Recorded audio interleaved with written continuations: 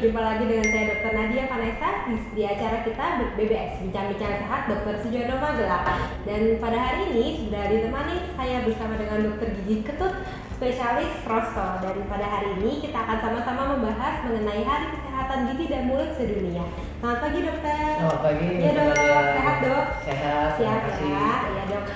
Jadi mengenai topik kita ya dok untuk pada hari ini kesehatan gigi dan mulut sedunia dok. Mungkin masalah kesehatan mulut dan gigi apa sih dok yang masih menjadi suatu masalah yang cukup banyak dan serius di Indonesia dok? Baik, Dr. Nadia. Jadi seperti kita ketahui tanggal 20 Maret 2023 ini merupakan Hari Kesehatan Gigi dan Mulut Sedunia. Sebenarnya awalnya dulu oleh FDA dari Amerika tersebut itu dimulai dari tahun 2013 baru dimulai. Jadi sejak ada kongres di Hong Kong. Nah untuk kalau penyakit gigi dan mulut yang sering ada itu biasanya hal kecil yaitu lubang gigi berlubang ya. Atau kalau kita bilang itu adalah karies gigi ya dok.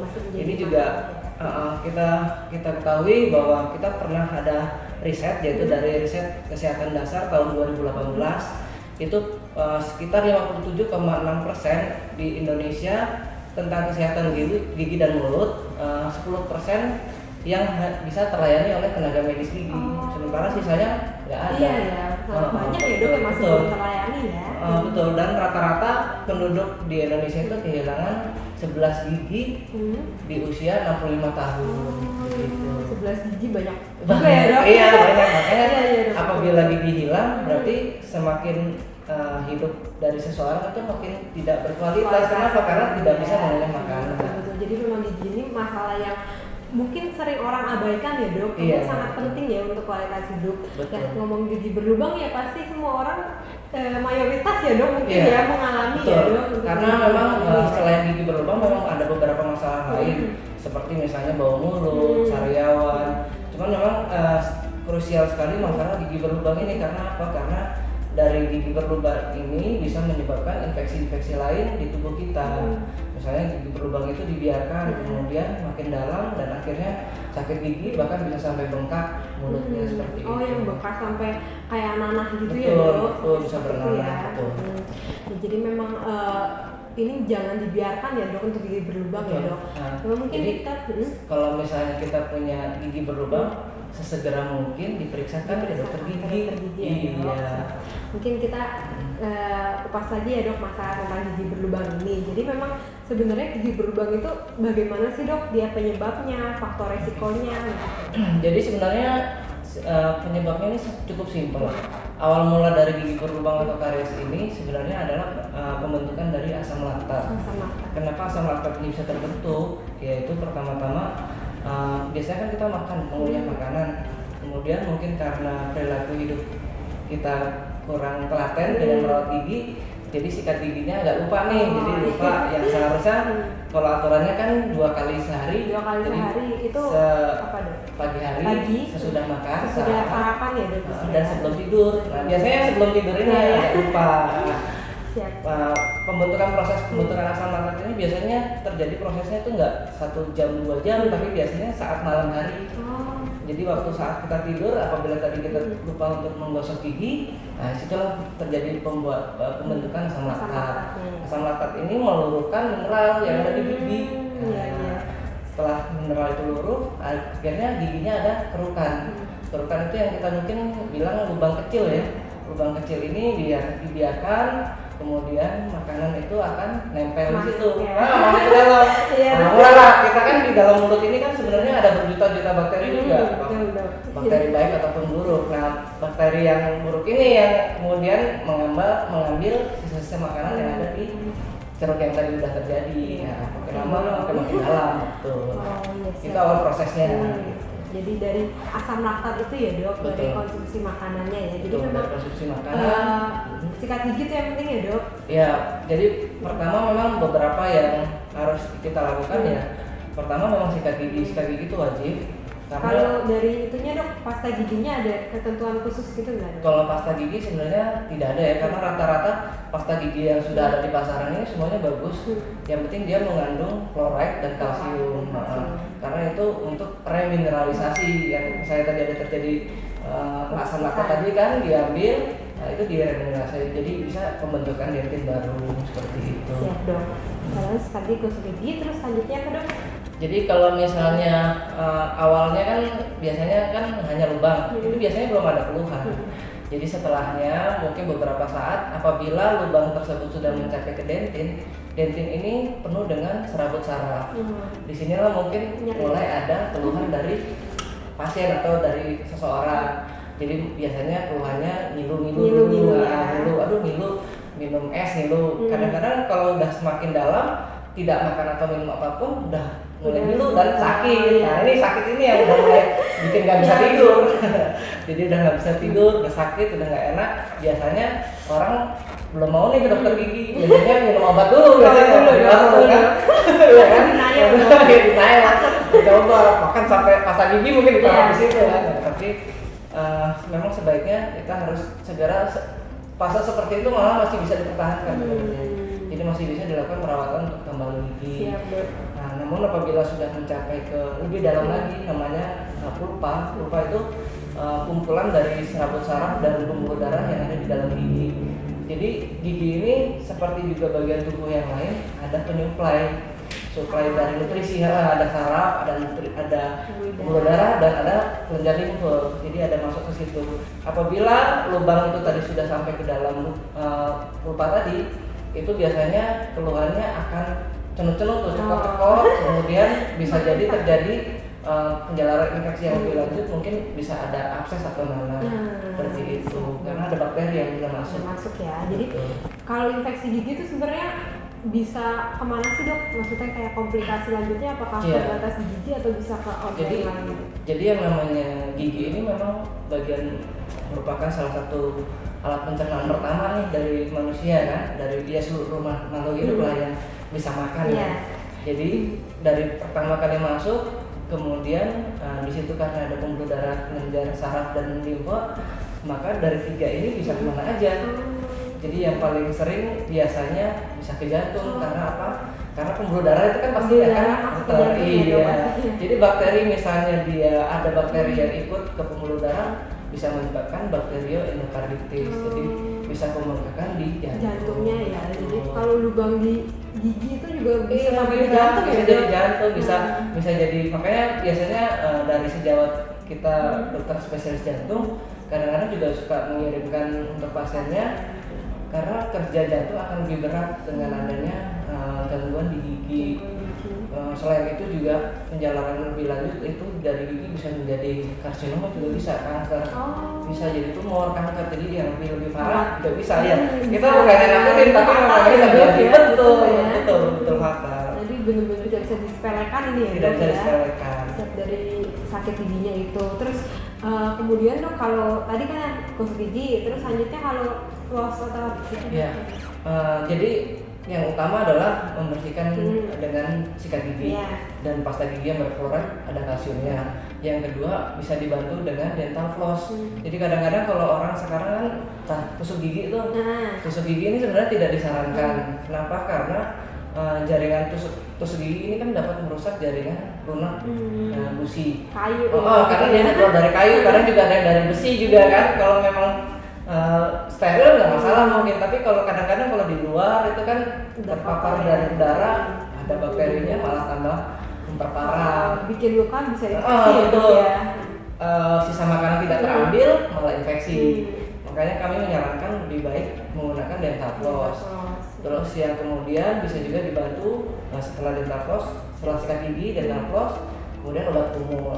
Obat kumur ya. Kumur apa aja banyak tuh di pasaran, banyak sekali.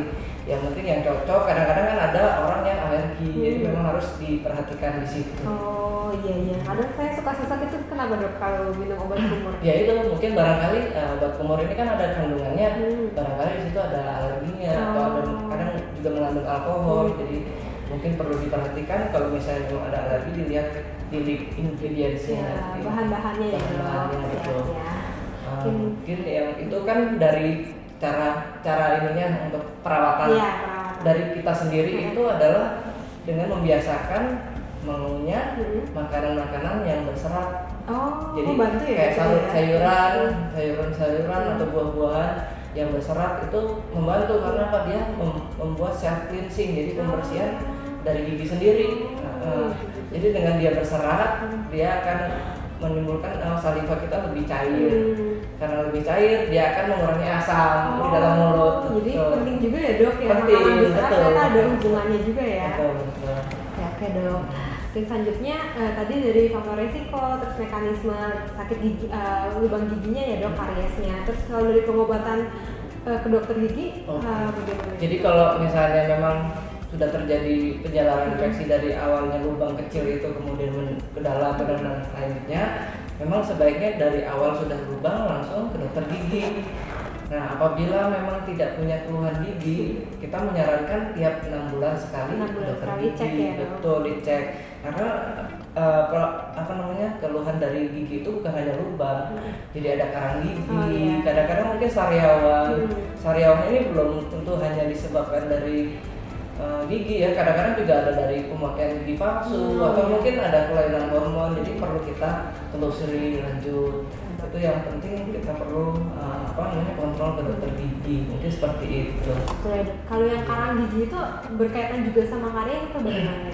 Jadi karies dengan karang gigi sebenarnya ada keterkaitan tapi nggak terlalu ya, karena biasanya ada orang-orang yang karang giginya tebal tapi dia tidak ada lubang. Gitu. Bisa, itu sering terjadi dan beberapa, cuma saya belum tahu jurnalnya ya, tapi ada beberapa, karena saya juga mengalami beberapa teman saya seperti itu. Jadi dia punya karangnya tebal tapi ternyata dia nggak punya lubang. Ya, ini biasanya dari kandungan salivanya. Jadi kandungan saliva, terus kebiasaan dia, mungkin dia punya sakit mah seperti itu, jadi asam lambung naik sehingga memperparah kandungan asam di dalam mulut. Ya, tapi kalau misalnya dia sudah karang gigi, lubang, itu biasanya itu tambahan. Kenapa? Karena perilaku hidup bersihnya dia kurang banget ya. Jadi dia udah punya asam lambung misalnya, jarang makan, kemudian sekalinya makan dia makanannya manis-manis, nggak pernah makan berserat, akhirnya giginya ikut berlubang. Siap dok, mungkin itu ya masalah tentang karies ya. Mungkin kita bahas ini dok, mitos-mitos seputar karies ini dok. Mungkin yang sering teman saya ada nih dok yang cerita kalau dia punya lubang gigi, terus dia hanya minum anti nyeri dok, terus habis itu udah nggak sakit lagi, terus nggak mau ke dokter, itu bagaimana dok? Jadi ya kalau itu memang salah ya. Jadi yang namanya mungkin memang pengobatan atau obat-obatan yang dijual gitu kan, atau mungkin dari sejawat kita dokter atau dokter gigi lain, hanya misalnya temennya mungkin kenal dokter gitu kan, minta obat aja. Nah, ini tidak akan menutup lubang gitu. Kecuali mungkin hanya mikro ya, jadi lubangnya kecil sekali, itu mungkin memang bisa diremineralisasi dengan kita rajin dengan sikat gigi dengan pasta gigi yang berfluoride dan kalsium. Tapi kalau sudah dalam, misalnya kedalamannya sudah sampai 1 mili, itu nggak akan bisa nutup. Iya betul. Ya. Jadi kalau misalnya dia mungkin kadang ada juga di iklan kan dengan pasta gigi gitu kan, yang tadinya ngilu jadi nggak ngilu. Mungkin itu juga nggak terlalu sepenuhnya benar. Ya kalau memang dia hanya di bagian permukaan itu memang iya bisa. Tapi kalau misalnya dia kan hanya melemahkan rasa nyerinya, jadi rasa nyerinya diturunkan supaya dia tidak terlalu nyeri lagi. Tapi prosesnya masih terus berlanjut. Apalagi kalau sudah lubang, ini prosesnya akan terus berlanjut. Karena lubang itu kan kita nggak tahu, di luarnya mungkin kecil, tapi di dalamnya itu bisa bikin goa jadi besar gitu. Iya, apalagi tadi dengan komplikasinya juga bisa kemana-mana ya dok ya. Jadi lebih baik kalau memang udah sakit gigi ya kita jangan denial ya dok. Sudah ada prosesnya harus diperiksakan ya dok. Betul, daripada lebih lanjut akhirnya giginya dicabut kemudian kehilangan gigi. Itu berdasarkan penelitian bahwa kehilangan gigi geraham itu bisa mengurangi efektivitas mengunyah sampai 60-70%. Tinggi sekali ya dok ya. Tinggi. Karena gigi geraham itu kan gigi belakang yang untuk mengunyah, menghaluskan makanan. Betul ya. Seperti itu.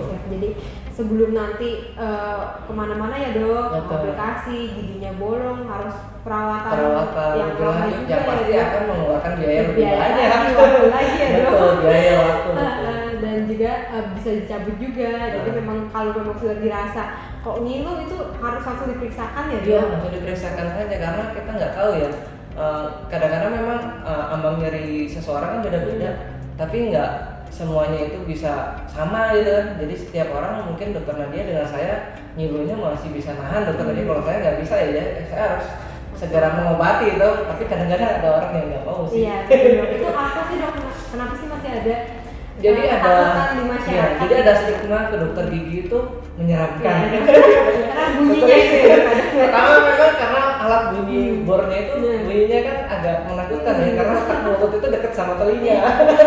Jadi ya itu memang biasanya kalau di Poli Gigi RSD di kami pasti akan kami alunkan musik supaya lebih tenang. Iya, betul. Relaksasi ya. Relaksasi pasien. Ya gitu. dok. Jadi memang mungkin di persepsinya masyarakat Iya, aja ya dok. persepsi gitu. masyarakat ke dokter gigi nanti harus dicabut nih Ya, giginya, padahal betul. belum tentu juga. Iya. Kalau misalnya dia giginya belum terlalu dalam dan masih bisa dilakukan perawatan, pasti akan kita sarankan untuk dipertahankan. Diperawatan Iya, dulu ya. perawatan dulu.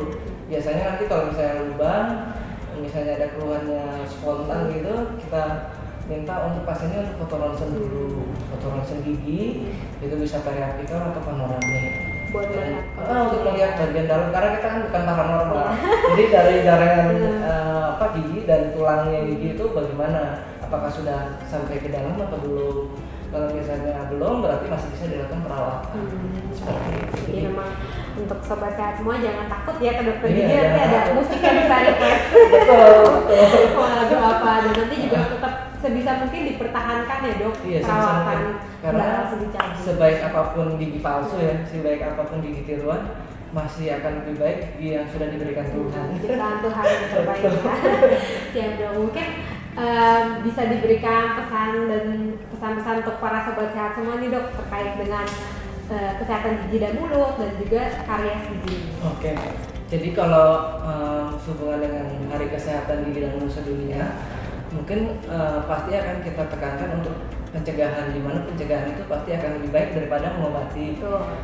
Pencegahan itu termasuk mudah sih sebenarnya. Jadi hanya hal-hal sepele, tapi kalau ini dilakukan continue itu akan lebih baik. Pertama, dengan yang tadi kita sudah bicarakan, pertama adalah menyikat gigi secara teratur 2 kali sehari. Jadi bukan kuantitas tapi kualitasnya. Jadi kualitas itu adalah bukan secepat-cepatnya atau selambat-lambatnya, tapi adalah bagaimana dia dapat menyikat gigi dengan baik dan benar. Itu dengan cara berputar di roll atau dari bawah, dari arah gusi ke arah giginya. Jadi kalau gigi bawah ya dari gusi bawah ke atas, kalau yang atas dari gusi yang atas ke bawah, seperti itu. Nah, terus bagian memutar, dan juga jangan lupa di bagian permukaan gigi yang di atasnya yang buat kita ngunyah itu juga digosok-gosok ke maju mundur, itu nggak apa-apa. Yang dalam gimana?